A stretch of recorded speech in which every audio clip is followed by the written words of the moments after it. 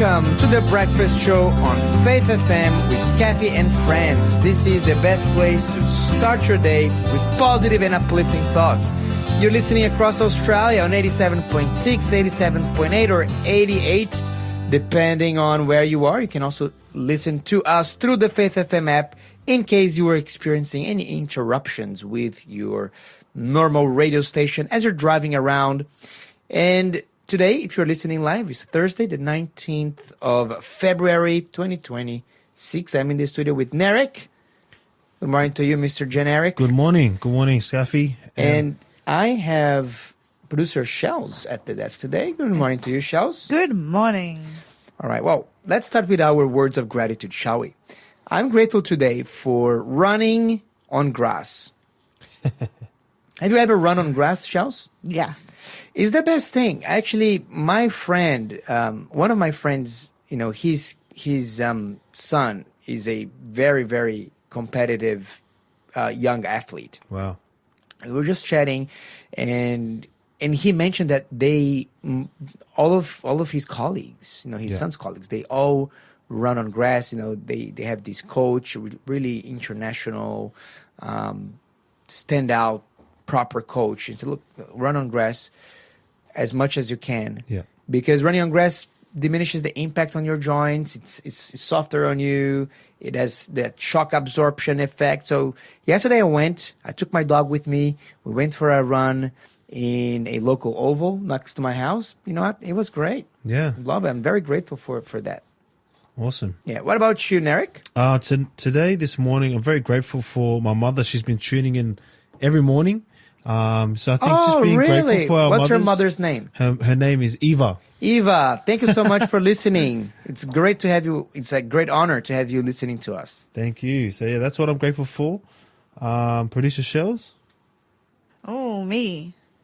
What am I grateful for? Sleep. I got better sleep last night. Oh, well done. Look, you know what? We take sleep for granted. Yes. Particularly when we are doing these like early morning Yeah. gigs, like the breakfast show. So there's nothing like a proper night of sleep.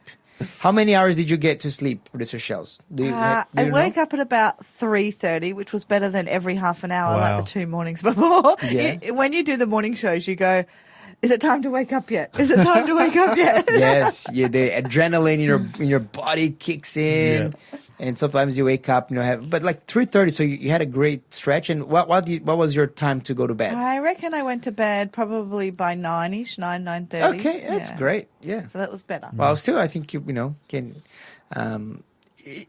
I went to bed at about the same time, and a little bit before 9. But that's too late for me. I think that for me personally, I have to go to bed like at 8:30. That's the ideal for me. It would be ideal. My house Yeah. is still very noisy at that time. That's right. And then I know when I go to bed late, I'm just thinking, oh man, why did I waste time today?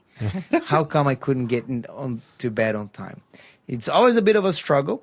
And speaking of struggles, we're going to be talking about jihad today.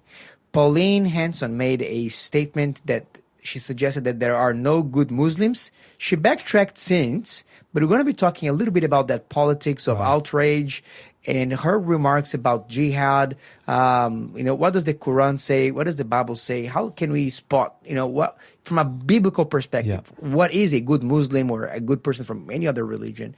How does that work from a Christian perspective? We're going to be talking about that today in our show. But first we're going to start up with our Bible study on the book of Genesis. So stay tuned.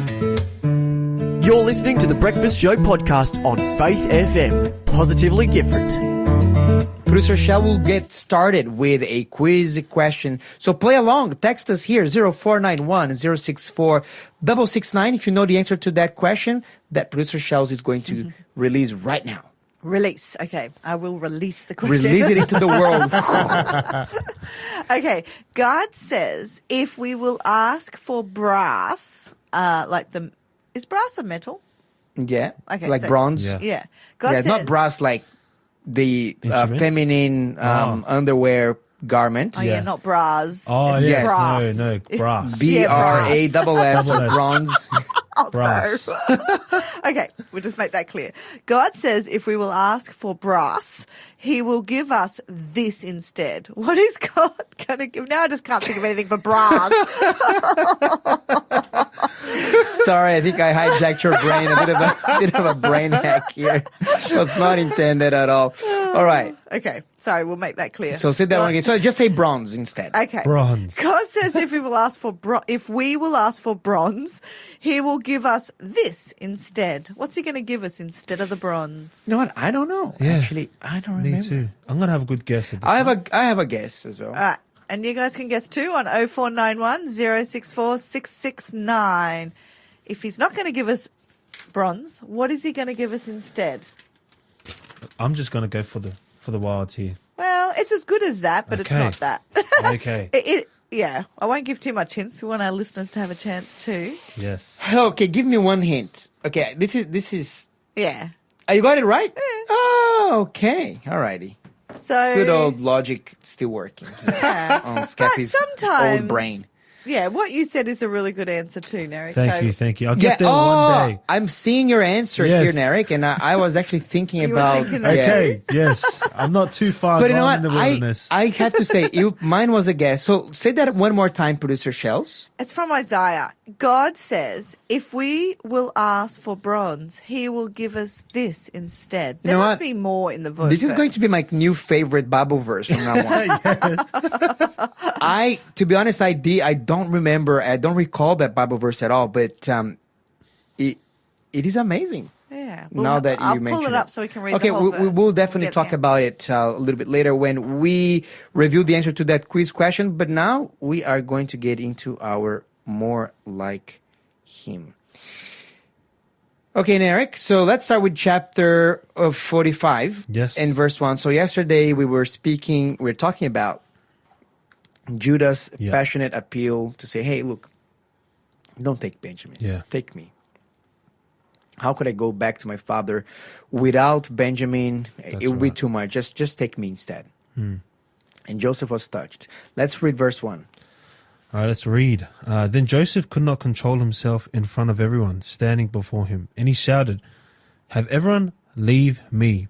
So there was no one with him when Joseph made himself known to the brothers. Then he wept so loudly that the Egyptians heard it, and the household of Pharaoh heard about it. And Joseph said to his brothers, "I am Joseph. Is my father still alive?" But his brothers could not answer him, for they were terrified in his presence. All right, let's pause here, Nick. Man, what a scene. I like to imagine like it would have been so hard for Joseph to tell everyone else to get out of the room while holding up to cry. Yeah. Have you ever tried doing this? Like you were really wanting to cry, but you didn't, but you want to say something before you cry. Like it's like, and your voice is all drowned in tears. Yes. Like people were like, what's going on? What's happening here? Nobody was understanding a thing here. It's kind of like he was trembling. So he had to get everyone out. Yeah. He had to say, everyone get out. Because, Quickly out. And like, man, like for you to restrain yourself from crying that situation. Yeah.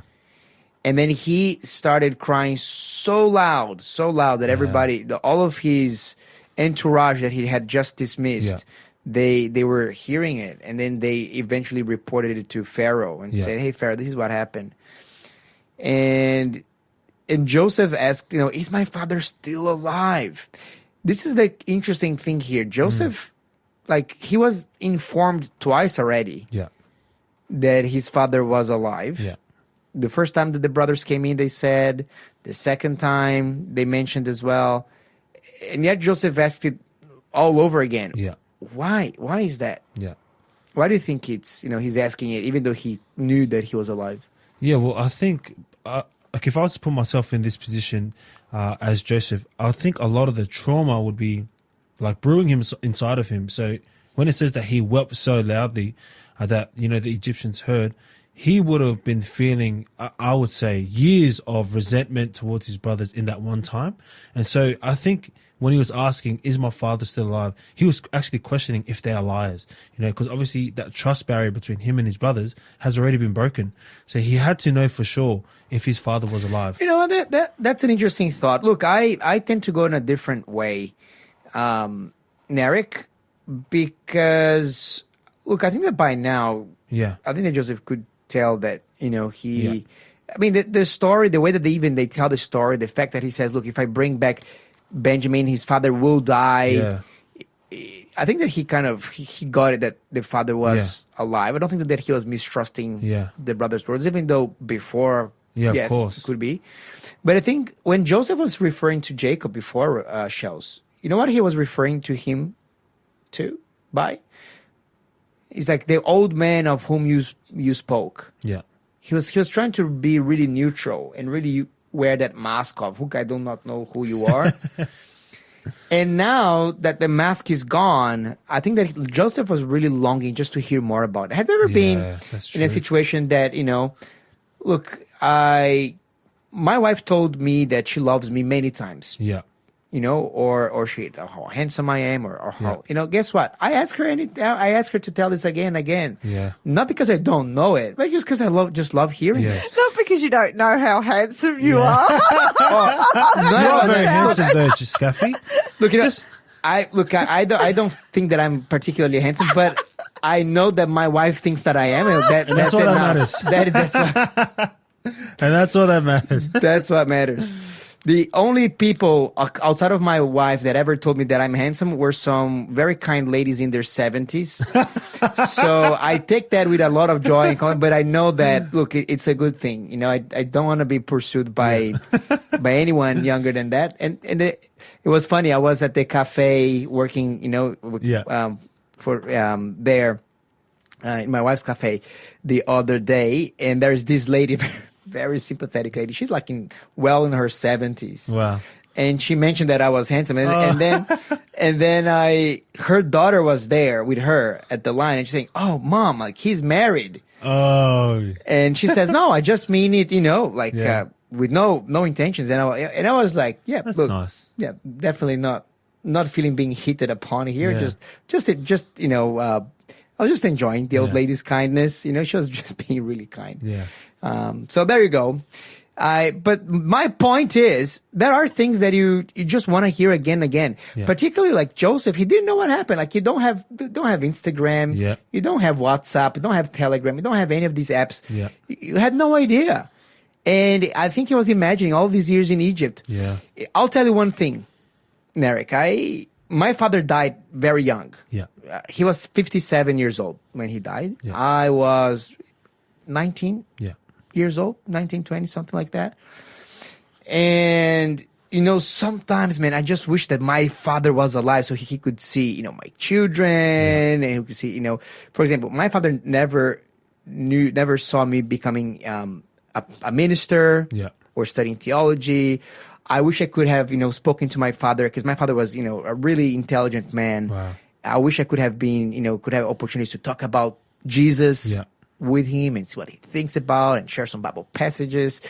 Sometimes, every now and again, I dream, Yeah. and then I see I dream with my father. Yeah. And I know it's just a dream. I don't believe that my father is conscious or anything like that. I believe what the Bible says, that Yeah. people are sleeping when they die. They're unconscious, just Yeah. waiting for the voice of the archangel to be raised from the dead and live again. Yeah.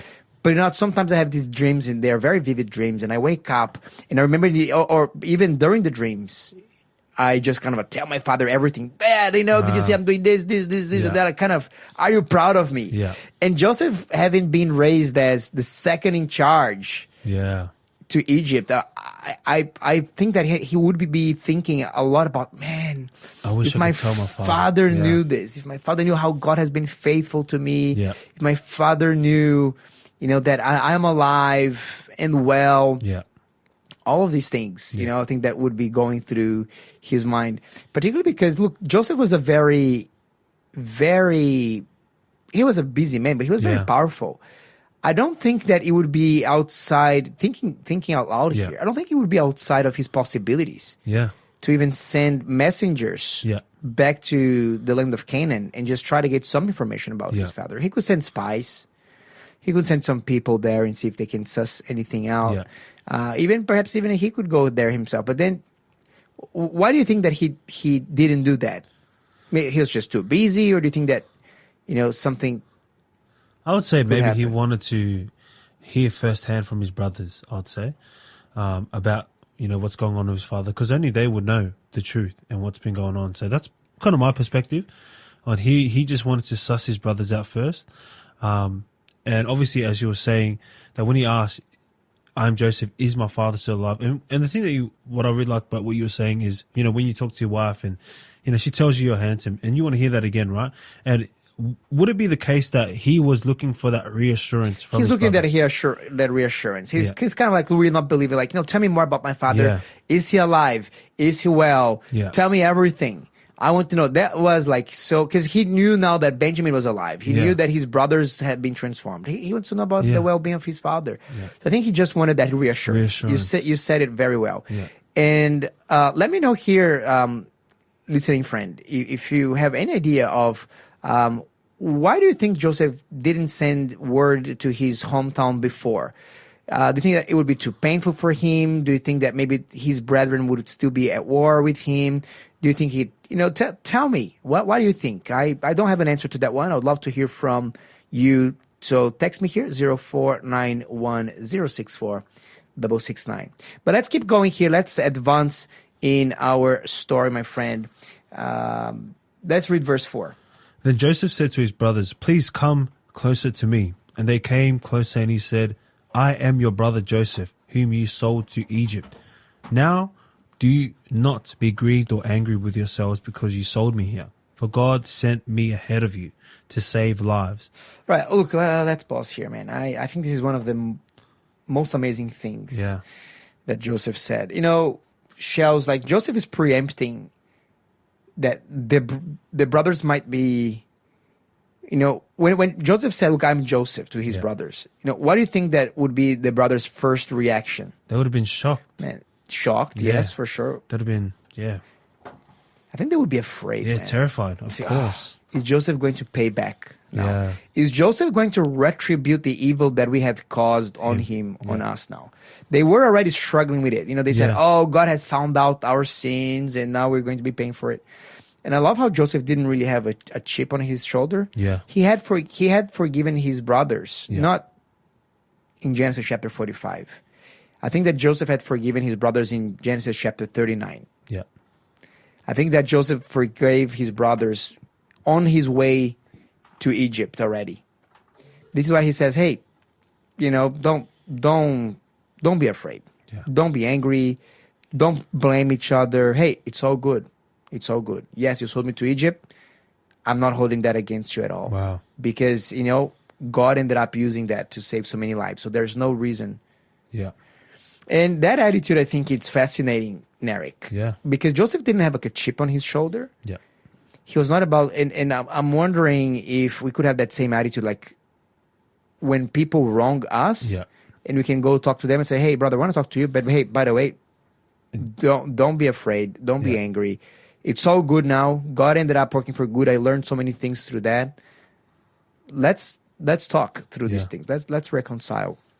And I think it just highlights how God can use a very bad situation and turn that into something good.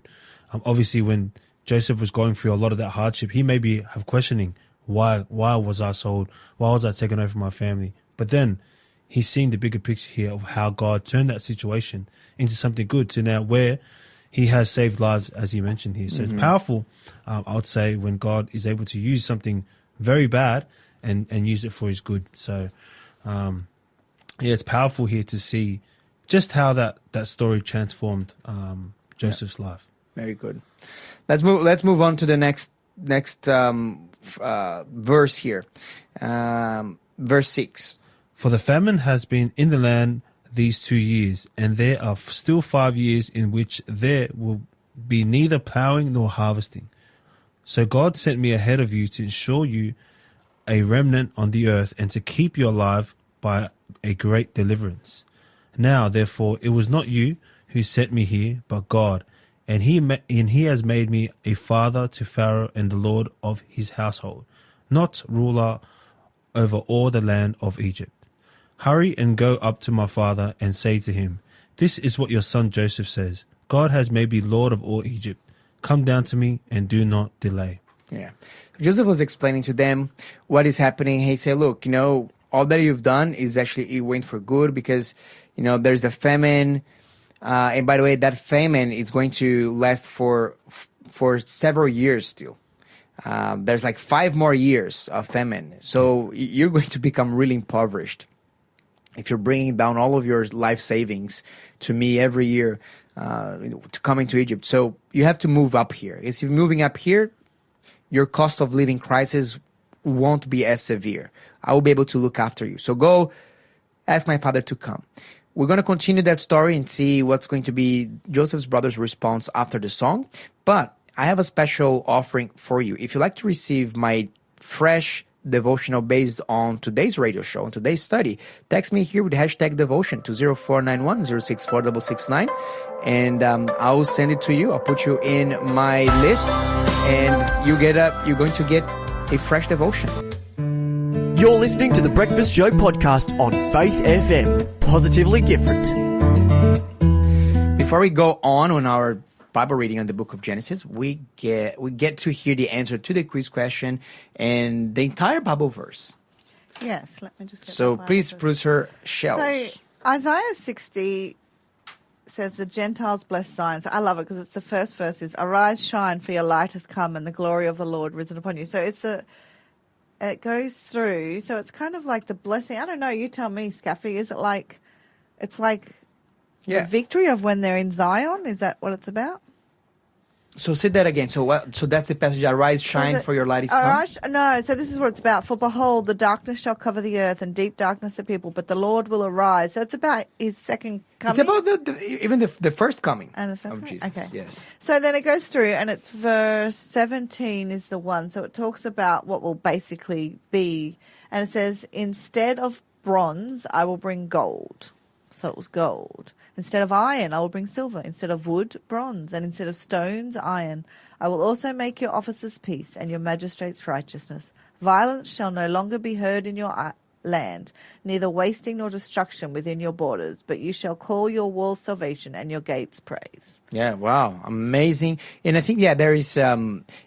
what happens with these classic prophecies is that sometimes they're talking about the first coming, sometimes they're talking about the second coming. They're kind of jumping from one to the other, kind of interchangeably. So you have to read them and say, which one are they talking about? Yeah. Obviously, all of the promises, Paul has a verse that says, all the promises of Jesus all of the promises of God are yes in Jesus and amen in him. Yeah. Meaning all of the promises of the Old Testament, they find their fulfillment in Jesus somehow. Yeah. In his life, while he's in his death, in his sacrifice, in his resurrection, but ultimately in the fulfillment of all things in the second coming, in the kingdom of heaven. But what I like about this passage here is that God has this amazing desire to bless. So he's saying here, look, there will come a time of prosperity that if you're thinking that you need bronze for something, like, you're going to give gold. If you think that you need a stone, I'll give you iron. So he's just like, whatever you think you need, I'm going to give you better. Way better. Wow. Just like notches. I would say even two notches better. Wow, that's... It's a poetic way of saying, it's kind of like saying here, let me see. If you're asking for a car, I'm going to give you a Ferrari. If you're asking me for a plane ticket to go overseas, I'm going to give you not only first class, I'm going to give you your own private jet. And I'll be flying it for you. It's kind of like... And that thing about God is amazing because it also reflects that when we pray to God, we're asking God for something. Yeah. God's saying, you're asking me for this? I actually want to give you 10 times this. I'm actually going to give you way better than this. Yeah. This is why when we pray for something, that something doesn't necessarily happen, we have to, instead of saying, God, why are you not answering my prayer? Why are you not giving me what I want? Because God is sometimes saying, hey, because what you want, actually, it's not going to be good for you. Yeah. And what I have in store for you is something way better. Way better. Way better. So thanks for sharing that verse, Shells. You ready for your next Yeah, question? let's go to the next one. All right, so this is a fill in the blank, and it's Proverbs 22. It says, the borrower, I can't get the word borrower? out. Yeah, that's the word I'm trying to say. The borrower is a blank to the lender. The borrower, so the person who's borrowing the money is a blank to the lender. Yep. Yeah. What all would a of borrower those. be? I can't. That's think. right. Yeah, that's right. Yeah, that one. Yeah. If you have a mortgage, you Yeah. kind of You know know. exactly what you're talking about. Exactly. So you guys can text us too on 0491 064 669. Proverbs 22 says, the borrower is a blank to the lender. What is the blank? Yeah. All right. Well, thanks, producer Shells. We will think about that one. If you do know the answer, text us here 0491 064 Also, you can send us your thoughts anytime. I've been asking, why do you think, this is the question of the day that I would like to hear from you, radio friend. Why do you think Joseph did not send a spy or some messengers to try to figure out about the well-being of his family, of his father, earlier in that story? Let me know. What are your theories here? 0491 064 669. In our giveaway today, let me know, #devotional, and I'll send you a special devotional based on today's show and today's Bible studies as well. Okay, Merrick, let's keep going here. So Joseph is saying, hey, at once, go back, talk to father, and bring him back here. Joseph himself is not going. Yeah. And there might be for political reasons. There might be because he's just generally very busy. You know, he cannot just take holidays, take a break, and I'm going to take 30 days off and visit my family and come back. I think he, particularly because they were in the middle of this massive world crisis. He didn't put service leave in. No. All right, so let's look into verse 12. Verse 12. Behold, your eyes see, and the eyes of my brother Benjamin see.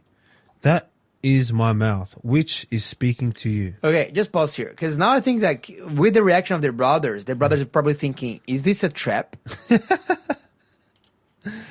Because is this man called Zephaniah Paneah, like this second in charge? Yeah.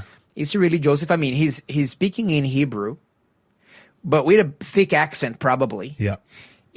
Is he? They believed that this man had supernatural powers. Yeah.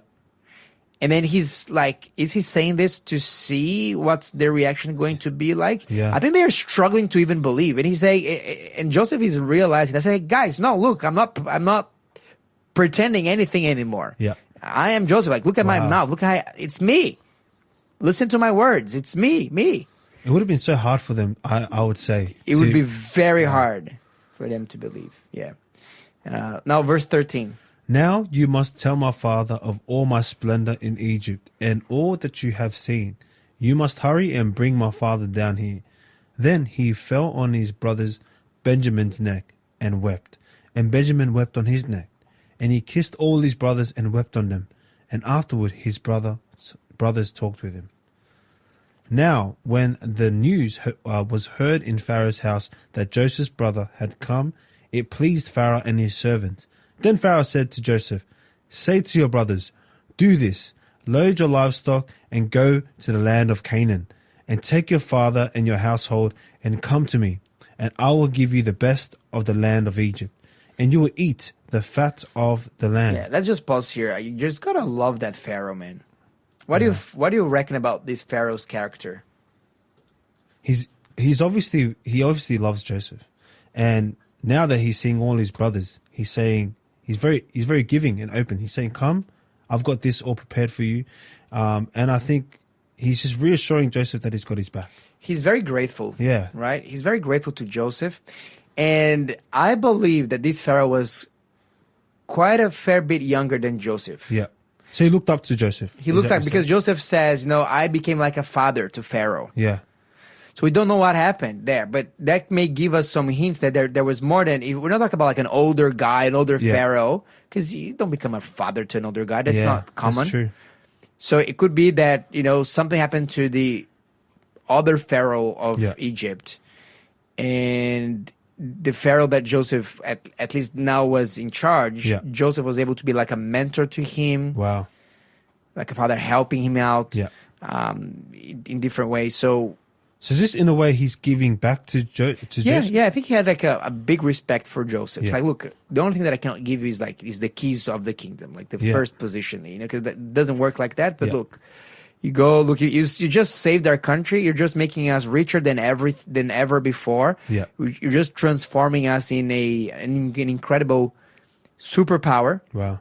Actually, when you come to think of it, how the world turns around. At that time, Egypt was powerful, but was not that superpower that it later became. Yeah.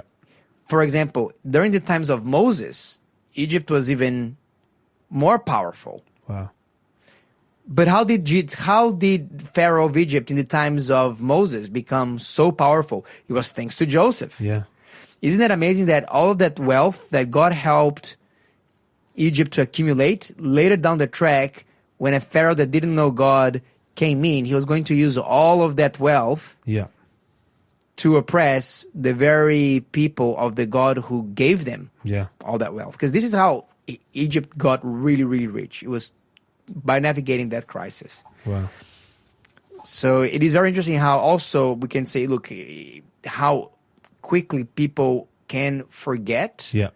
What has been done in the past. Yeah. So sometimes we as Christians, we will face these things, Yeah. man. You know, have you ever experienced, for example, being kind to someone Yeah.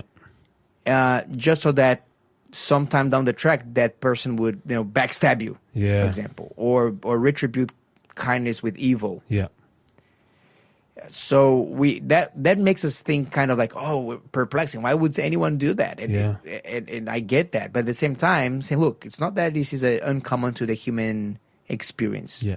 So kind of expect. Actually, the way that I dealt with these in the past, when these kinds of situations happened to me, people that retributed my kindness with, unkindness, for Yeah. example, I actually rejoice in that now.